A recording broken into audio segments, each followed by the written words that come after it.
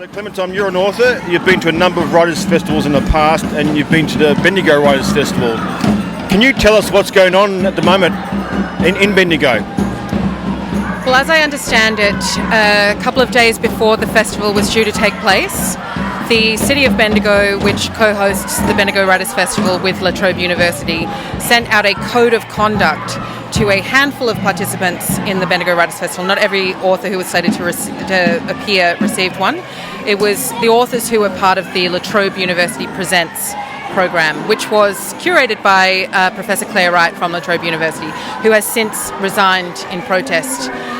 So the code of conduct specified basically that the authors would be expected to adhere to a politeness code, as I would call it, which is to not mention anything that would be deemed to be offensive to people. The La Trobe University has adopted the IRA definition of anti-Semitism, which falsely conflates Zionism, anti-Zionism with anti-Semitism. So essentially, some of the authors were being told that they would not be able to talk about Israel and the genocide because this would be perceived to be anti-Semitic.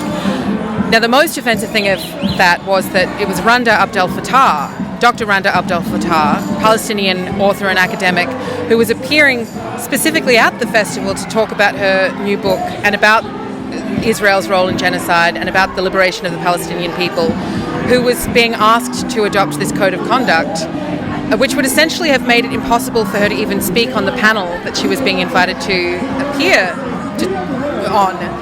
And, I mean, apart from logistically that being absurd and ridiculous, it is deeply offensive to ask a Palestinian woman to remain silent and to conform to expectations of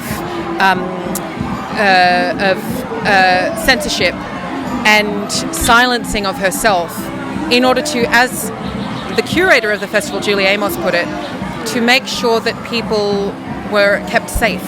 This is the part that I found most offensive, was that Julie Amos said that this code of conduct was initiated because they needed to keep their participants and panelists safe. Now, I find that absolutely disgraceful, to ask a Palestinian woman, first and foremost, to silence herself to keep Zionists in the audience feeling safe.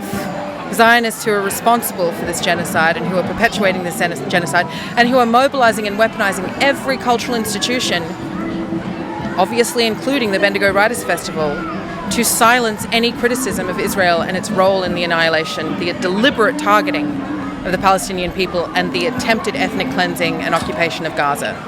So that's essentially what has happened, and as a result of that, a number of authors, and it's a rolling number, so I'm not sure what the final outcome was, but at least a good third of authors who were slated to appear withdrew from the festival in protest. Dr. Claire Wright resigned from her position as curator of the La Trobe University Presents section.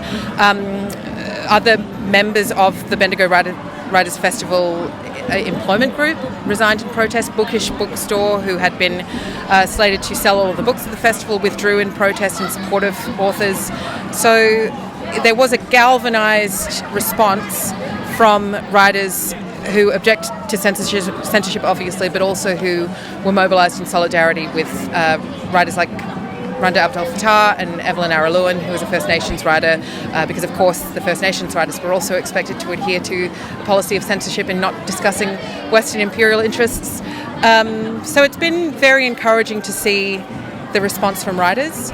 Very strange and perplexing to see how the Writers' Festival and the City of Bendigo and La Trobe University believed that it would get away with such punitive measures.